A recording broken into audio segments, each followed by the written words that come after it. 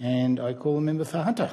Thank you, Speaker. I rise to contribute to the debate on the Classification, Publications, Films and Computer Games Amendment, Industry Self-Classification and Other Measures Bill.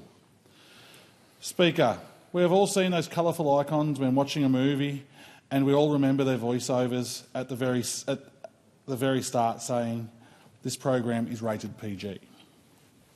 Parental guidance is recommended for viewers under the age of 15. Some would say this is iconic, but it serves as a real and useful purpose.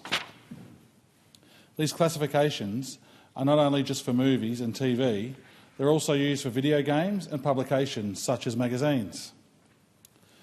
Ratings can range all the way from G, which is suitable for everyone, all the way up to MA, which is suitable for 15+, with which children under the age of 15 may not legally watch, buy or hire unless they are within the company of a parent or an adult guardian, and R is restricted for parents only.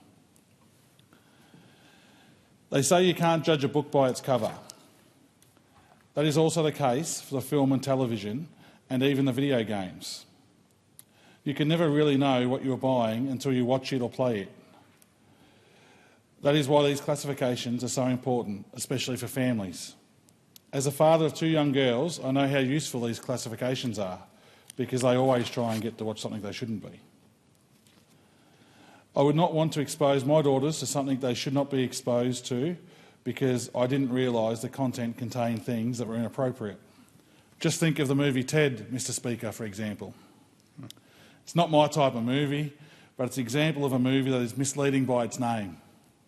Imagine watching Ted with a family and think it was a movie about a teddy bear.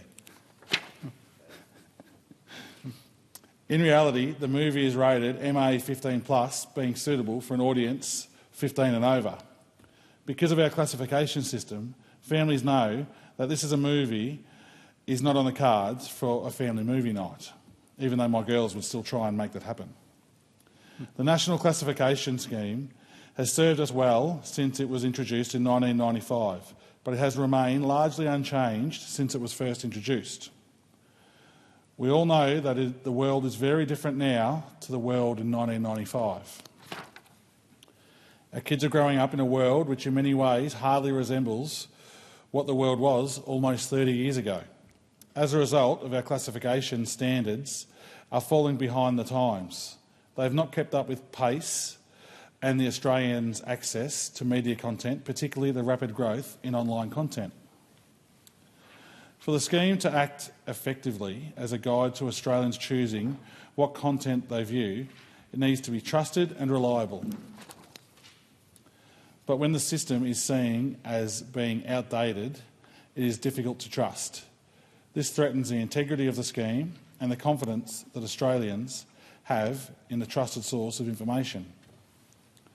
There have been multiple reviews into the scheme. The Australian Law Reform Commission produced a report in 2012 and also in 2020. There was a review into the Australian classification regulation. Both made findings that there are aspects of the scheme that are no longer fit for purpose.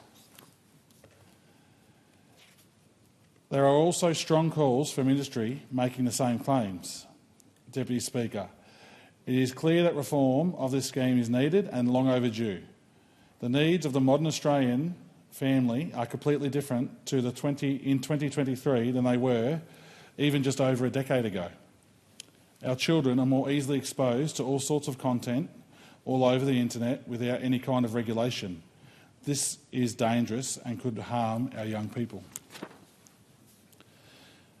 That's why the government is committed to reforming the scheme to ensure that it meets the needs for modern Australian families.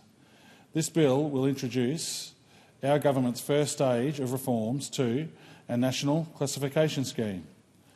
There is more content available to Australians than ever before, and there are even more content providers providing this content than ever before. This is largely driven by the huge amount of content that can be found online. With these large numbers of content providers today, especially online content providers, it can be difficult to comply with classification regulations, and the timeframes and costs involved have an impact on this. This bill will address this issue specifically by expanding options for industry to self-classify content to make it easier for content providers, and particularly online content providers, to comply with classification regulations and reduce classification timeframes and costs for their business. This is also a whole range of cultural content which is absolutely fine for people to watch of any age to be exposed to, which really does not need to be classified. This bill expands exemptions from classification for low-risk cultural content, including films in language other than English, being distributed through public libraries that would be classified at the G or PG level, as well as content that is displayed by approved cultural institutions as part of a routine exhibitions and events. This makes the system fairer and more streamlined by making a common sense change that does not harm anyone at all. Before 1995, some content was already regulated under the Broadcasting Services Act 1992. Right now, there's a requirement that this content be reclassified in line with the current national classification scheme. But more often than not, this is just doing the same job twice, Speaker.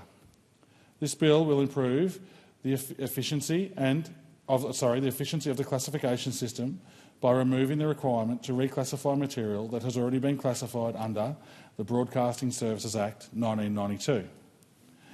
Speaker, we have a lot of work to do in this area, and these changes are just stage one for our broader two-stage classification reform process. This staged approach is very significant, and it is well thought out. The changes in the first stage are important as they are needed to help set the scheme on the right path forward. That is why we have prioritised this stage and implemented it immediately. This first stage will also open the door for further changes. It will mean that the government is able to work with key stakeholders to develop more comprehensive second stage reforms. These reforms will have focus on clarifying the purpose of the scheme. A scheme which is lacking clarity in its purpose will not achieve any objective at all. So it's very important that everyone is clear on what the scheme seeks to achieve. It's also important that the scheme actually achieves what it was intended to achieve. It needs to be relevant to the modern age and incorporate factors that were not as major when it was first introduced, like the internet and the online space. Stage 2 will ensure this by establishing a fit-for-purpose regulatory and governance arrangements. Deputy Speaker, this next point is perhaps the most important. The scheme must be guided by what the community deems to be appropriate. If it is there to guide the community, it must reflect the values and thoughts of the community. Otherwise, it's irrelevant and will provide false guidance. This is why we will make sure that classification criteria is aligned with and responsive to evolving community standards and expectations. There are a whole range of issues that have real impacts on our community today, which may not have been topics of sensitivity in the past, or issues of which the impact had been overlooked. These kinds of issues may be expressed in content, but other classification standards failed to advise the community that they may be a triggering content. This shows how the guidelines have failed to move with the times and how they fail to achieve their objectives for properly providing advice on the type of content that people are choosing to watch in order to avoid this content causing harm to them or their families. It is great to see that earlier this year the Classification Board updated consumer advice to make sure Australians are better informed about whether a film contains potentially triggering content such as bullying, suicide and self-harm, as well as disturbing content related to horror or blood and gore. In 2022, the Department of Infrastructure, Transport, Regional Development, Communications and the Arts surveyed 2,000 Australians on their values and their understanding and use of a classification information. This showed that Australians want more information about what they are watching to avoid any unwanted and possibly confronting surprises. Our world and our country have changed significantly and are continuing to change. The amount of content available and the content type that is available, the ease of accessibility of such content, the standards and expectations of the community are all the elements which are constantly changing in the ever-evolving world we live in now. Our classification framework needs to keep up with all of these factors in order to properly serve its purpose. This bill will create a contemporary classification framework that will serve all Australians into the future. I commend this bill to the House. Thank the member for Hunter. The question